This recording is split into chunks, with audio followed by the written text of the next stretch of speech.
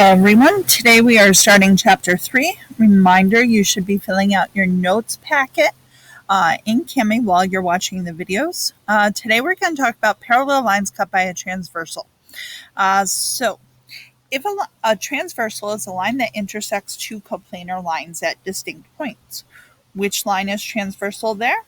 Well, hopefully you realize it's line P, because line P intersects M and N. Now, an idea that you were taught in 8th grade is that when we have two lines intersected by a transversal, we have special angle pairs.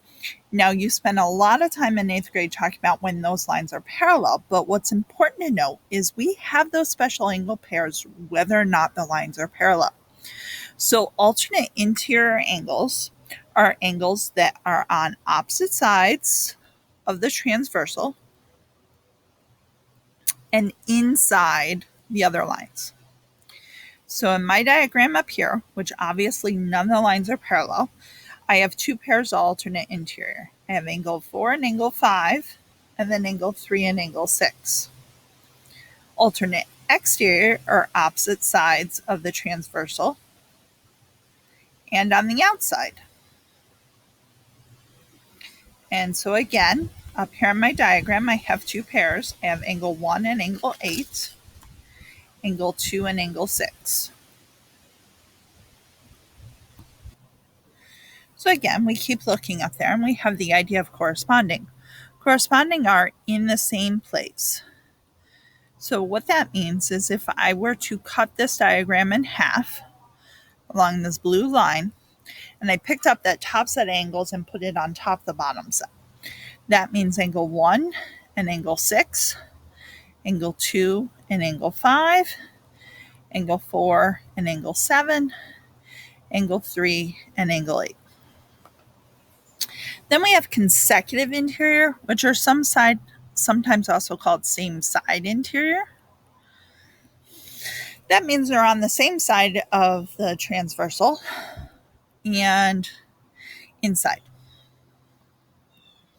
So those would be angle 4 and angle 6, angle 3 and angle 5. Then same side exterior, again, they're on the same side, but on the outside. We don't call these ones consecutive ever, because to be consecutive, they have to be in a row. And when we're talking about the outside, there's angles in between. So it's 1 and 7, 2 and 8. And then again, we have lots of vertical angles up there. Vertical angles, remember, form a V. So 1 and 3, 2 and 4, 6 and 8, and 5 and 7. Now, class 5, so I want you to pause, and I want you to try to answer these 3 questions, then come back. Okay, so hopefully you paused and did these. Number 1 there is alternate interior, 2 is same side exterior, and 3 is corresponding. Now to our special scenario, which is when the two lines are parallel cut by the transversal. Parallel lines are coplanar lines that do not intersect. So if the lines are parallel, then the alternate interior angles are congruent. So that means angle 4 is congruent to angle 6. If the lines are parallel, corresponding angles are congruent. So that means angle 1 is congruent to angle 5. If the lines are parallel, and again our symbol for parallel is that's parallel, alternate exterior angles are congruent. So that would mean angle 1 is congruent to angle 7.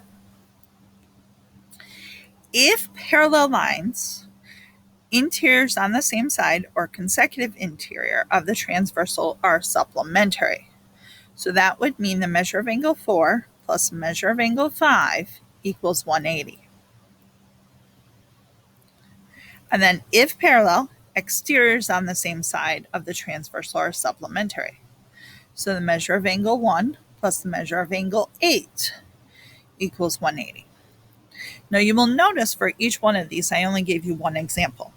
I want you to pause right now and give me the remaining examples. Come back and check. So there are the completed angle answers to those theorems. These theorems are very, very important, and it's important that you memorize them.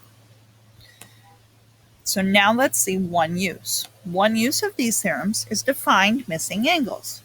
So if I want to find the measure of angle 1 and then measure of angle 2, just find my angle answers. So 1 and 75 are supplementary because they're a linear pair.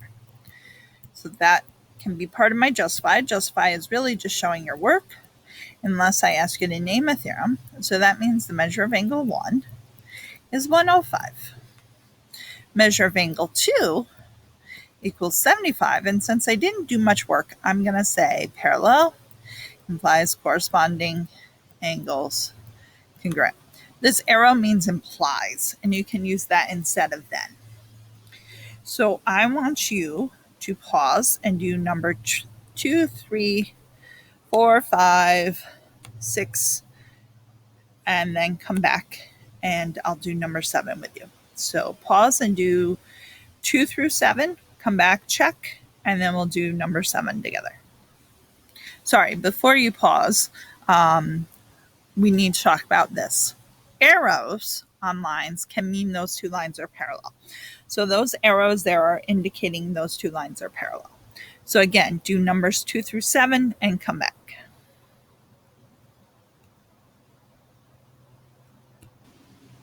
All right, so hopefully you paused and completed these. Again, in number 2, those arrows mean they're parallel. So that means y plus y minus 50 equals 180 because parallel lines, same side interior angles are supplementary. So that means y equals 115. And again, for the same reason, same parallel lines imply same side interior angles supplementary. 2x plus 90 equals 180, x equals 45. Number 3, again, these arrows mean these two lines are parallel. It may be useful if you outline your parallel lines and identify your transversal. So that means x and 70 are corresponding, and corresponding lines or angles are congruent when the lines are parallel. And then I grouped x and 50 to make one angle. So x plus 50 is one angle, plus y is 180 because those two angles form a linear pair, and therefore y equals 60. Number 4 says explain your meaning, your reasoning. That means words. So that means parallel lines implies corresponding angles congruent in this situation, and therefore x equals 18. Number 5, parallel lines implies alternate interior angles are congruent. So that means x equals 50. 6, parallel lines mean same side interior angles or consecutive angles are supplementary. So that means x equals 36 and BGH is 72 and GHD is 108. Number 7, auxiliary line is an extra line or segment drawn in the figure to help analyze. So what I'm going to do here is these two lines are parallel. So I am going to draw a third line that goes through this point that is also parallel. I don't know that it's bisecting the angle at that point, but it's also parallel. So once I draw that third line, what I'm going to do is I'm going to extend these other two transversals to make angles. And I'm doing them in different colors. And you will see here that when I extend on this light blue, I get this angle right here, which is a same side interior angle as 100. And since that's a same side interior angle, that light blue angle there is 80. Now my dark blue here kind of hid that 50. I couldn't tell what it said. So now I'm going to redraw that dark blue. And that angle is 50, which is the same as this part right here, because those two angles are corresponding. X is those two angles added together. So x equals 50 plus 80, which is 130. And this one didn't ask me to explain, so I don't need to write any of my theorems. I just need to show that work. And we'll do this work tomorrow in class. If you have any questions, please let me know.